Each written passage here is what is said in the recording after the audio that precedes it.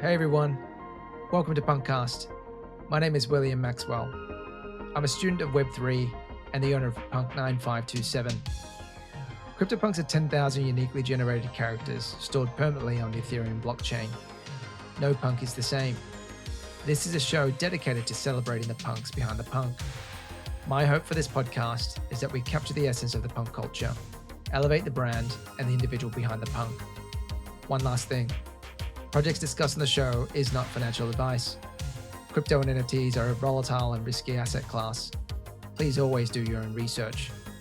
Other than that, let's go. Hi everyone, welcome back to another episode of PunkCast. Today we're back with Punk4000. He's a familiar face with two attributes, the bandana and the small shades. In real life, he's an NFT collector and host of Apecast.xyz, the equivalent of PunkCast for the BAYC community. And he also runs Nifty Taylor. Please welcome Cryptopenks to the show. Hey man, so good to be here. Excited. Absolutely, dude. Happy to have you on here, man. I know we've been having chats in the background about various sort of things, but it'd be lovely to really get to unpack your sort of story today on the punk side of it anyway. Why don't we just kick off with the general sort of question I ask everybody is, why Cryptopenks? Yeah, it can get a bit confusing at times. I'm aware of that, but it's a very short story. It's my nickname in college, at least one of my friends, was Panks. So he always called me Panks.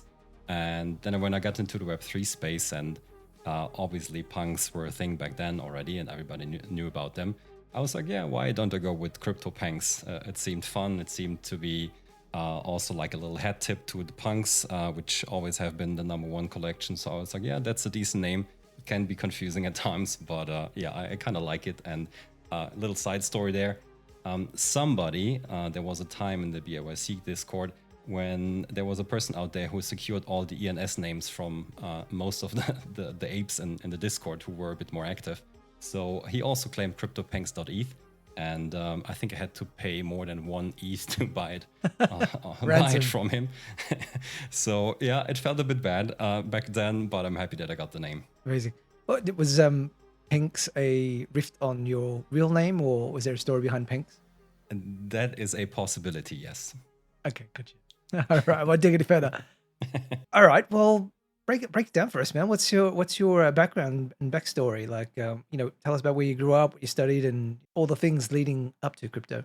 Yeah, I mean, in case you haven't figured it out yet by my accent, I'm German. Lived the most of my life in Germany. Had little stints in New York for an internship. Lived in Hungary for a bit and traveled to many countries. But most of my time I really spent in Germany.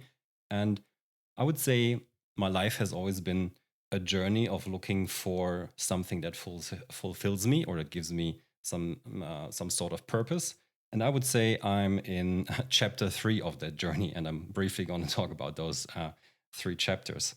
And yeah, the first one was, let's say, a very standard one. I studied economics in Germany, and as so many people out there, I just went on and I had like a very standard corporate career. I was in the telecommunication industry and sort of stumbled into HR. Why am I saying stumbled? It was back in the days in college when I was organizing a lot of very cool and interesting and popular student parties. So that was actually my main gig while studying. In 2.5 years, I think we organized 171 student parties. It was a weekly thing, and there was a lot of fun. And to be honest, I picked my second major. The first one was marketing. I cannot even recall why I picked that. It just doesn't fit to me for many reasons. But my second major I picked based on the schedule that I had to be able to either go to student parties or organize them. And this is why I stumbled into human resources. But it turns out that I really enjoyed it because it had to do with, what we human beings like or enjoy or need during at least our work time. And that sort of caught my interest. So ever since, I'm interested also in topics like psychology and what makes people tick and all of that. So it was actually a good coincidence. And this led me stumbling into my HR telco career as well. And I did that for 7 years, I think.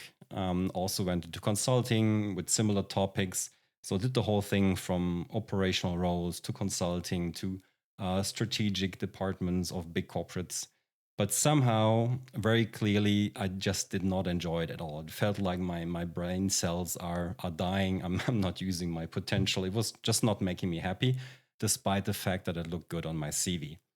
And this is when I decided to what I call chapter two of my life. I decided to dive into a field that always interested me and that promised to be way more fascinating than the corporate life. And that's the world of startups and entrepreneurship.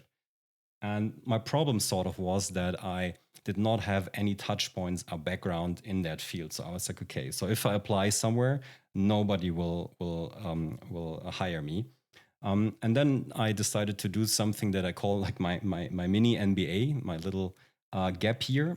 And I split 1 year into three different chapters, meaning I went into three different countries and worked for three different companies in the startup field just to learn, just to observe and see what they're doing.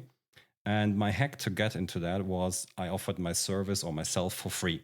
So I was like, hey, I'm I'm not totally dumb. But I think I can contribute to whatever you're doing. I have no clue about it yet, but I'm sure I can pick it up kind of quickly. And I'm gonna help you. I'm gonna learn from you, and therefore I'm working for you for free.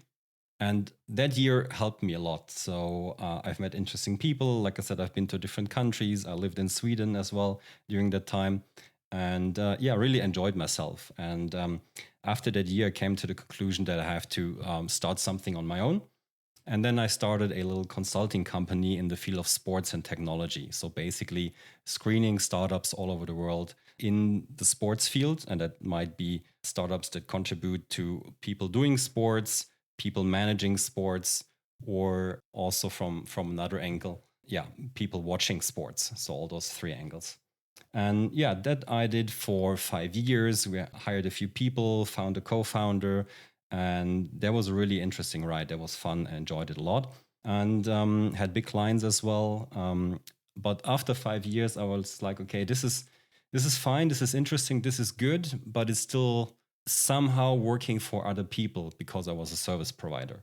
And then at the same time, coincidentally, I deeply got into Web3 and I made the switch from having my own company. I sold most of my shares. And from then on, I'm, let's say, in chapter three with what I appreciate a lot with the most self autonomy, self determination, and just yeah, enjoying life as a degen and Web3 builder. Let's put it that way. Amazing. Wow, there's a lot to unpack from those chapters, and I can probably relate with various sort of elements of it, man. So maybe just take us back a little bit too. So just so I understand, so you're in Germany, sort of grew up there, and you basically studied economics. Of all the things you could have studied, like why did you go down that path? Yeah, very honest answer. I had no clue what else to study, and I was. I've never been a good student. Always had bad grades, and also, at least in Germany, that's the case. If you want to get into some studies, some courses, you have to have a certain grade. And mine was almost the worst you can get in high school. So my choices were limited. So yeah, in the lack of knowing what I want to do, like I said, I'm always on the search of yeah finding what I want to do next. I just picked economics also to keep my options open. That's the honest answer. And then what kind of parties were you organizing? Like what are the parties like in Germany back then? Like is it like frat parties in the US? Like what are you guys sort of doing? Yeah, maybe not as wild as frat parties, at least as as they are in my imagination. Never took part in any. But I mean, you have to know that I studied in a small town, so none of the big cities in Germany. So our advantage was that there was only one party in town where everybody went to. You know, in other cities it's different. You have 10 parties to choose from. But we managed to be just that one party where all the students went. You were only allowed to enter if you would show your student ID. So yeah, for us it was like a little weekly get together with our friends and friends from friends. And yeah, I managed to make some money while studying through those parties, and yeah, just had a good time then. Nice. I probably should have done more of that during university. I think I sort of wasted it.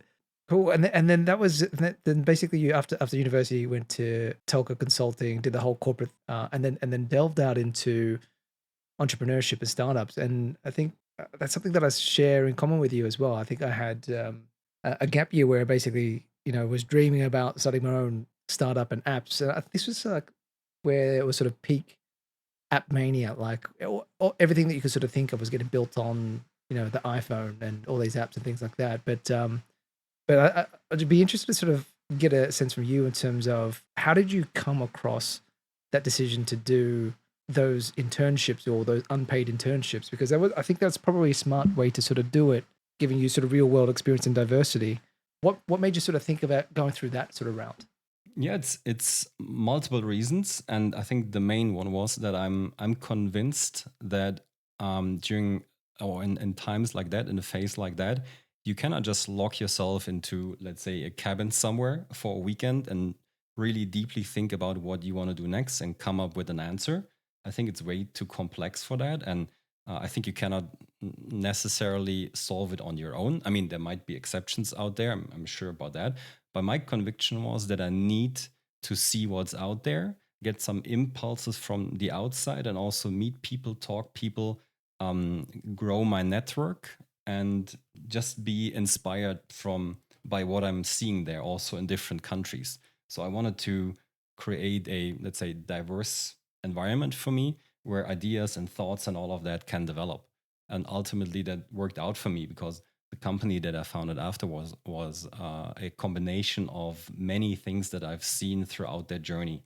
And yeah, I'm convinced that if you don't know what you want to do, you should go out there and test a few, and that will help you in two ways. Either it's something that you like and then you want to expand on that, or you don't like it and then you can discard it and you don't have to think about it anymore. So that was probably the main reason why I did that. Yeah, that's cool. Yeah, and on what sort of industries were the three companies that you went and did a bit of an internship at? I mean, they were all in the startup industry. And the first one was, let's say, more of a consulting company. So they basically validated early stage startup ideas. So people came to that consulting arm and that brought their ideas. And our job was to, yeah, like I said, assess those ideas, do some research on them, and give feedback on it. So that was really helpful. The second one was an early stage accelerator, like the whole thing from scouting startups, bringing them in house, being with them for a couple months, helping them to grow, helping them to establish connections, and then ultimately ending a demo day where you would connect with investors and see what they think about it, if they would invest in it, and something like that. And the third one was, let's say, more like a market research company. So I helped them research various tech markets and in like contribute with data and reports that were out there, because they were also thinking about starting an accelerator program. So basically, I was in touch with early stage business ideas, working with startups and screening tech markets for various reasons. And that combination led to the company that I mentioned in the sports tech field. Awesome. That's super cool. Man, I got to say, like, just now that you're sort of talking about it and reflecting on it too, because I mean, I came from sort of a corporate sort of background. And the thing about in a corporate is that you're sort of given boundaries around what you can and cannot do. And when you're sort of faced with entrepreneurship on your own, all of a sudden you're responsible for everything: finance, HR, marketing, everything that you could sort of think of. And it's very unstructured.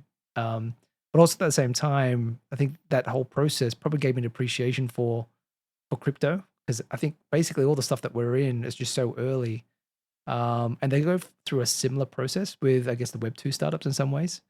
Um, like, do you feel like those years were formative for fundamentals or foundations for you when you sort of approach crypto? I mean, I tend to say yes, because I mean, it changes your perspective on how you deal with risks and the unknown. So that's definitely helpful. And yeah, what's also, I think, really important is that you surround yourself with people with a certain mindset. In the corporate world, everything is about covering your behind, if I might say it like that, and yeah, expecting the worst to happen. And in the startup world, it's basically in many ways the opposite. You expect the good to happen, the new things to happen, the innovative things to happen, like seeing chances, having hope, and that's, let's say, oftentimes the opposite in the corporate world.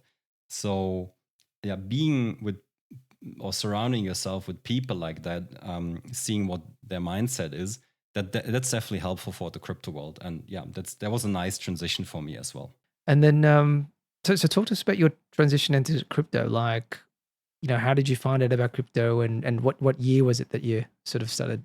Yeah, so my first crypto purchase was back in 2017. I bought right before the crash. So I think I bought in December, and in January 18, the market crashed. So then I lost, I think, 80% of my investment.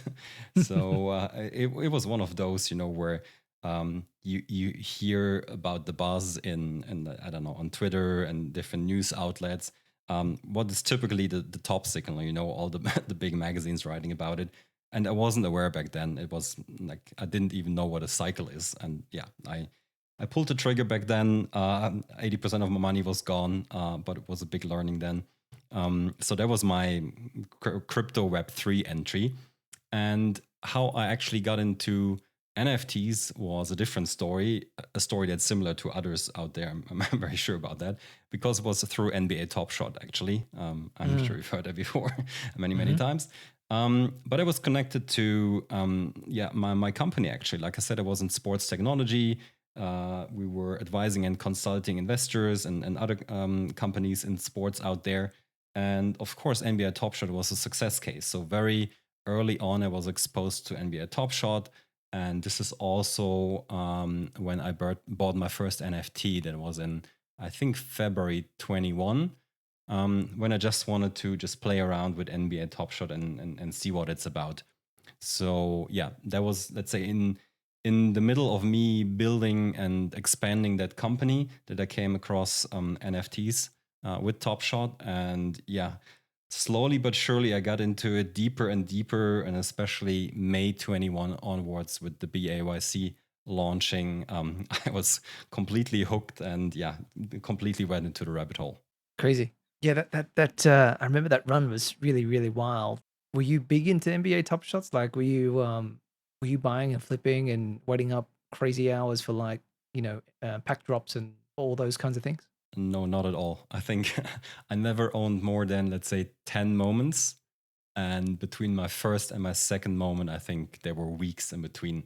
So actually, I was lucky that I didn't buy more, and I didn't spend much money on it. I enjoyed it for what it was, but I didn't get hooked onto it. I bought a few NFTs on Sorare as well, football, aka soccer NFTs. But yeah, just a few. Gotcha. And then how did you find out about BAYC? Did you mint?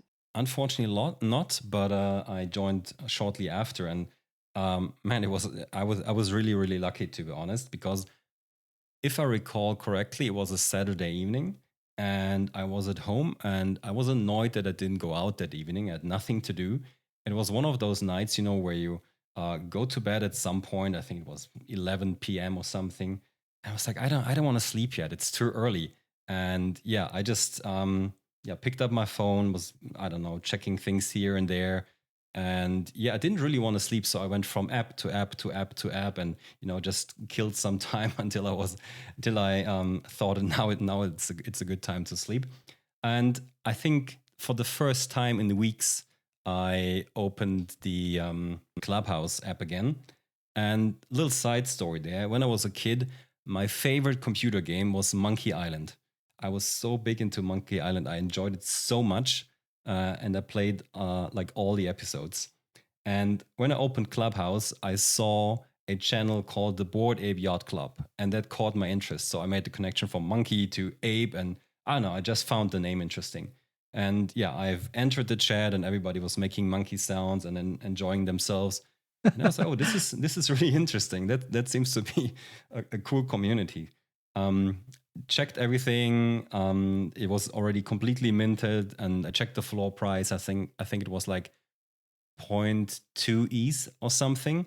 I was like, okay, I'm gonna go to bed now. This is fun. I'm gonna check it out in the morning. And I woke up, and the floor was, I think, 0.24. And I was like, damn, it went up so much. I should have I should have bought I should have bought last night when I was checking it out. So I thought I was late, and then I bought my first ape for, I think it was something below zero point 0.3 or something. And I got so hooked on it on the first day. That was May 2nd, 21. So 1 or 2 days after it minted out. And then all of a sudden I had 4 apes and had a bunch more and started flipping them. And yeah, I went deep into the whole thing. And the ape that I'm still holding, that is my profile picture still, I bought on May 9th, 2021. So 1 week, roughly 1 week after it minted out. And that was my journey into the BAYC. Nice. Is a clean looking ape too. And just for, I guess, the listeners out there, one is we probably shouldn't be talking about bored apes much on this podcast, but Yeah. but it's a clean plain punk with a blue bandana and very similar to the CryptoPunk that CryptoPunk 4000 as well, so which is a nice sort of pairing there. I remember those times, man. It was wild. I remember having a look and browsing through Twitter, and a lot of the people that I was following were just changing their profile pictures to bored apes. And I would just go, I thought they were ugly as shit, to be honest. And I was just going, I'm not buying this. But I probably got in around the same time. I think I got in around 0.4 ETH, maybe a few days after as well. So, but that was a wild time. Did you find like, were you embedded in the Top Shots community at the time? Like, were you engaging with many of the people that were in the Top Shots community? Not at all. Not a single conversation. I didn't even know where to engage with the Top Shot community. It all started with apes. Yeah, gotcha. Yeah, because it feels like a lot of the Top Shot guys migrated across to Bored Apes. Just felt like a natural transition. It was a sporty sort of vibe. I think there were some NBA players that got in early and experimenting with it too. So I think that was part of the whole thing. But what a wild time that was. And then so you bought your apes and you're trading and flipping them. What was next for you? Like, what was your whole sort of NFT sort of journey? Were you just degen trading NFTs then, or did you sort of move into art? Like, what was your sort of NFT sort of journey in 2021? Yeah, I mean, apes from always have been my main thing. That's where I was best at because I knew about the trades. I quickly figured out what people like. I didn't trade it as intensely as many others did. So I don't know how many apes I had in total, but I spent a significant amount of my days with apes. Even when I was out, I was constantly checking my phone. I'm sure it was annoying as hell during that time. And that time, I think it lasted for a year or so. But also naturally, like after a few flips, you would have some spare ETH, and there were new collections coming out, new projects. So I didn't really, let's say, assess new collections for their long-term potential. I just assessed them based on, okay, what would go well over, let's say, a short amount of time. And I mean, I've bought a few NFTs that I still have throughout the journey, but back in the days, it was mainly just apes. That was my main thing. Gotcha. Yeah. And how did you find out about punks, and what was your transition to punk? I mean, it's a good question. I think you just know about punks. I think everybody does. For me, it feels like they've always been around. So whenever I looked at, let's say, some top charts by volume, by highest floor price, whatever, there were always punks. And I remember when I was an NBA Top Shot, and I think there was a page, was it called Crypto Slam or something like this? Cryptoslam.io. I'm not even sure about it. They always listed like the top sales from every day, from every week. And it was always punks. So I can't remember the day when I found out about them, but it feels like they've always been there. And of course, the more I got into crypto Twitter, the more accounts I followed, the more envious of what I was about people who were having a punk profile pic. And I was like, okay, someday, I don't know how, but someday I'm going to own a punk and it's going to be awesome. 4478. So that was July 22. So just so everybody knows as well. So this guy's a 3 Atty, thin mohawk, gold chain, and mutton chops. This was your first punk. Why did you buy 4478? Yeah, so little backstory was that I was lucky to sell one of my apes, let's say at the very peak. I think somebody paid 169 ETH for that ape back then. So I got really lucky. And around that time, I think punks were around 120 ETH or something. And then the floor went down a lot and a lot and a lot. And then when they were around 80 ETH, I was okay, this is a good time to buy a punk. They will never be as cheap as they are now. I mean, in US dollar, I think that's pretty close because I think back then they were around 100,000 US dollar. But back then I spent, I think, 85 ETH on that punk. And why that one? The funny story is I saw Punk4000, so the one that I'm owning now, on the market, and I desperately wanted to have it. And I clicked the button to buy Punk4000, and I was already like celebrating internally, and somebody was faster than I was. Oh, So no. I missed out on Punk4000 back then in July 22. And then I got a little bit of FOMO. I was like, okay, the floor price went down so much, I need to buy another one. And I remember that ape that you, the punk that you just mentioned, sitting around the floor. And I especially liked the gold chain. I was like, okay, gold chain is something that is typically a bit above the floor. I didn't know about the dildo head yet and all of that.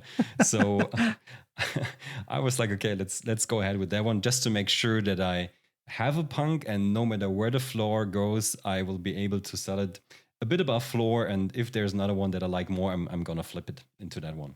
Just a side note here as well. So that punk, your very first punk, actually was a Hemba claim punk, who was Oh, then yeah. sold to Token Angels, basically, and Token Angels sort of sold it to you.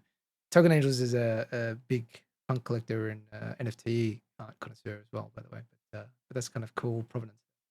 Yeah, he made me feel a little bit bad, to be honest, because what I didn't see back then was that he tried to get rid of that punk for so long, so many months. And when he sold it to me, he immediately went to the punk Discord and wrote "finally." So that didn't feel so good back then.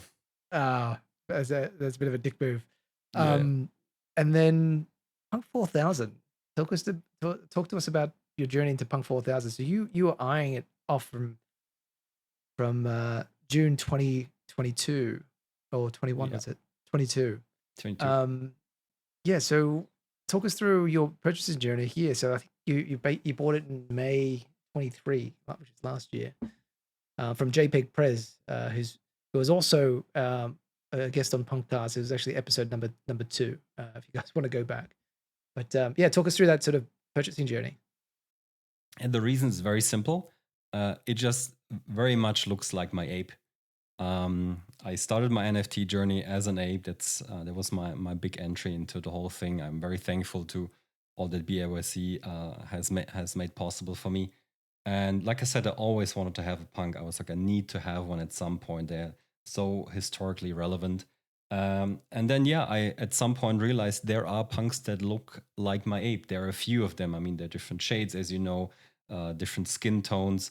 And yeah, when I saw it back then, I was like, okay, this looks exactly like my ape. And I believe there are not too many ape punk combinations that look alike as much as mine do. And what I also liked about it is the number. I think Punk4000 really sounds kind of cool. And this is why I wanted to have it. So I had a few alternatives looking like my ape, but Punk4000 always was my favorite, especially because of the number as well. Super cool. It is a super clean punk, and I think the rounded 4,000 number. So, like, if money wasn't an issue for you, thanks. What would be your dream punk? It's clearly an ape punk. I almost don't care about which one it is, but it just combines the two things that I like most in the Web3 world. Apes were my path into Web3. Like I said, I'll always be thankful, but punks are like the North Star of the space. I believe they will always be there. And I think an ape punk is just a perfect combination of both. It's not a very creative answer, I'm aware of that, but it is what it is. That's cool. Well, mate, you're in luck because one just got listed for 800 ETH. Oh. Just today, I think. So Yeah. Think you got to go and get that one quickly. yeah, and so you started a podcast called Apecast. Do you want to talk about that? Like, what is it, and what was your sort of inspiration? What's your intent behind? I think it's pretty obvious what was my inspiration. So yeah, starting off with kudos to you. I mean, what you're doing for the punk community is amazing. I'm a big fan of what you do. It feels like I'm still kind of new to the punk community. I haven't met too many punks in real life. So my entry and also connection into the community was through your podcast. And I've listened to so many episodes. I feel like I'm much closer to the people who I've listened to on your podcast and just seeing them on Twitter. So that helped me a lot. Also understand what the culture is about, what their thinking is like, and yeah, at some point I was like, this is amazing. Why doesn't it exist for apes? And yeah, not too long ago this year, I've reached out to you, and you've been incredibly helpful and yeah, letting me pick your mind and giving me advice and, and also very important, transferring the Apecast.xyz domain to me. So that was really helpful. Appreciate it. Thank you again. So yeah, that was my journey into it, and I think the purpose is pretty much the same as yours. It's about meeting the people behind the profile pictures.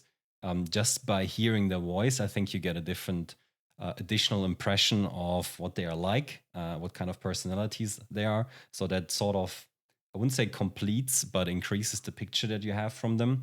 And yeah, I just want to share with people out there what makes the ape community so special, what the stories are, what the people typically talk about, just bringing the whole community closer, because us just being in our little Twitter echo chamber is not enough. As we all know, it's about mass adoption. And I think this is a little contribution to that community. And yeah, it's been fun so far. The first, I think, 7 episodes are in the books, and yeah, enjoying it. Amazing. And by the way, that wasn't supposed to be a plug for me in what way whatsoever. But really glad that you started doing it. And I originally bought that Apecast.xyz because I just sort of felt like, I mean, I had an ape at the time as well, but I thought it'd be a good idea as well, because I think in some ways, as much as some punks would hate to sort of admit it, I think apes have had a pretty big role in, I guess, shaping NFT and NFT culture the way that we sort of see it today. And I've always had mixed feelings about it just through interactions with some apes, and that's probably not representative of the ape community. But be good to sort of understand from you, like, I mean, you've sort of straddled both sides of, the punk and the ape community. What do you feel like is the biggest differences, or the biggest strengths of each community that are sort of different from each other? That's a tough one, man. That's a thin ice as well, so I got to be careful what I'm saying. I would say, I mean, the punk community to me feels like a bit more established. Um, if I'm saying a bit more serious, I have to be careful. But it feels like there are people who might have a bit more experience. They are more thinkers, let's say a bit more intellectually interested, or the way they phrase things. Whereas I'm not saying that apes are not intellectual. I mean, apes don't read and, and do a lot of nonsense. But for me, apes is a bit more about the crazy things out there in life, being a bit more unorthodox. It's more about having fun, hanging out. So maybe, let's say, in terms of maturity level, the punk community is a bit higher. Might also be due to the fact that they're around for longer. But I don't know. That all can change in due the course of time. In the course of time, and that's just my personal perspective. Don't want to be rude to anyone. So yeah, just my few cents on it. No, I think you were very diplomatic. I don't think anybody's going to have any issues with what you just sort of said there. And I think you're probably right. I think punks are probably a bit more of a mature brand. And I guess the community probably reflects that as well. Builders, developers has been in the space for quite some time. Artists as well, they probably treat their craft with a high degree of I guess craft. And I think, and obviously I don't want to offend the ape community as well, but ape community is probably a little bit lighter, right? Just yeah, a bit of a fun sort of fresh brand that's sort of in the space. And when you look across the punk community, do you have any favorite punks that come to mind for you? Yeah, that's a tough question as well. So this is the part of the podcast where you where you bring up the tough ones. You aside, we had that topic before. I have to mention a guy that everybody knows, and I'm sure that has been mentioned before. So I would say it's Quid. Everybody knows him. So for me, Quid is such an essential person and punk because he contributes to the space in the way that I think not too many other people do. And I'm sure a lot of people out there know him, but just to explain a little bit. So he's on crypto Twitter, and he makes sure that people are safe and educated about, let's say, some of the most important aspects of Web3, which is security. And in his specific case is he's breaking down smart contracts and talking about scams and just making sure that people are aware of those topics. And he also helped us with one of my other project, Nifty Taylor, to come up with our smart contract back then for our Genesis mint. So we were writing the smart contract, and we needed somebody to proofread it, and he offered his help. Just a very humble, nice guy. He helped us out, and I'm sure there are a lot of examples like that out there. So my feeling is, and I'm sure others as well, that he contributed so much to the safety aspect of Web3 that, yeah, I have to say that he's definitely amongst my favorite punks out there. Oh, awesome. I've seen, yeah, you're right. I mean, I've seen him around the periphery, and his tweets are very informative, etc. as well. I need to maybe try and reach out to him, see if he's interested in a podcast. I'd love to sort of unpack his story. Yeah, and just one shout out, another one. I really enjoyed spending time with Jill. He was on your podcast before, Punk3690. So I met him at the Punks Brunch in Lisbon this year, and it was really fun to chat with him. Amazing.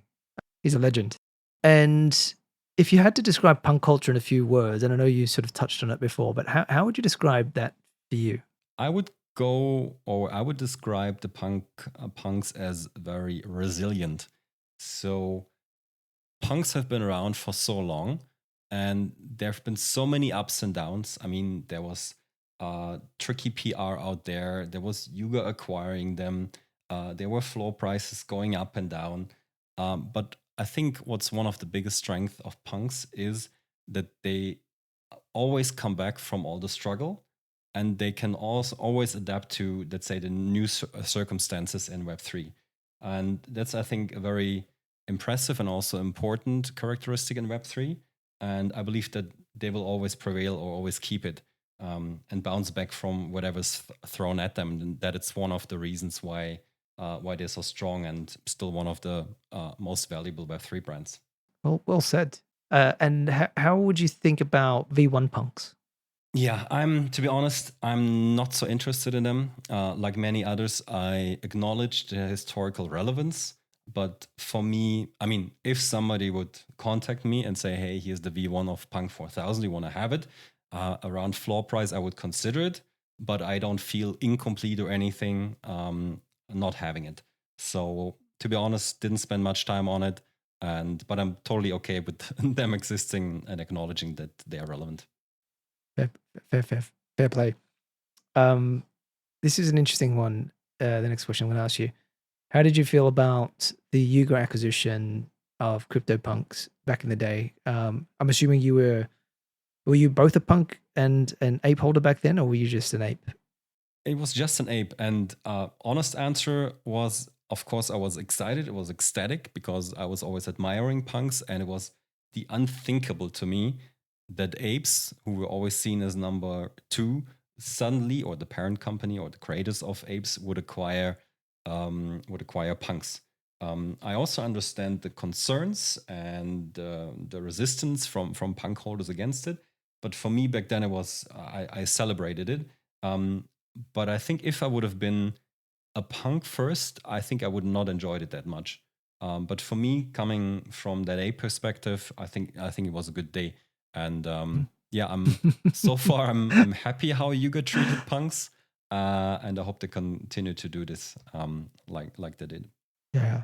No, I think you've nailed it too. I think they have done what I think a good custodian probably should be doing, which is not doing much with that at the moment. And so shout out to sort of Nat and the team there as well. And I noticed that you've got chromie squiggles on your sort of background. Like, what sort of things are you sort of collecting these days? Like, what's in the bag? Luckily, not too much anymore. I think it helped helped in the bear market. Now I sold a lot of NFTs before we entered like the deep bear market. So what I'm holding right now is I still of course have my ape, the mutant that came with it, the dog that came with it. So they will always stay. And then I have basically amongst a few small things, and like I said, I'm happy that I sold most of the other stuff.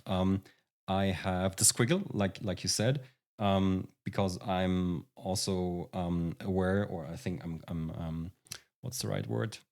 I'm convinced that it's historically relevant, and I especially like NFTs, even though I didn't buy many of them, that are on where the art is on chain. Because I think Elon Musk had a point when he was at the Joe Rogan show, that it might be tricky at some point if the NFT just points to, let's say, an IPFS server. So personally, I prefer NFTs that are on chain, where the art is on chain. And that's also why I like my Chromie Squiggle. And another NFT that I really like is a Meebit that I have. It is Meebit 110. And the reason why I like it so much is that you probably remember that Yuga gifted a punk to the Centre Pompidou in Paris, the museum there. And that was Punk 110. So I believe that at some point in the future, that potentially Centre Pompidou might want to have the matching Meebit to it.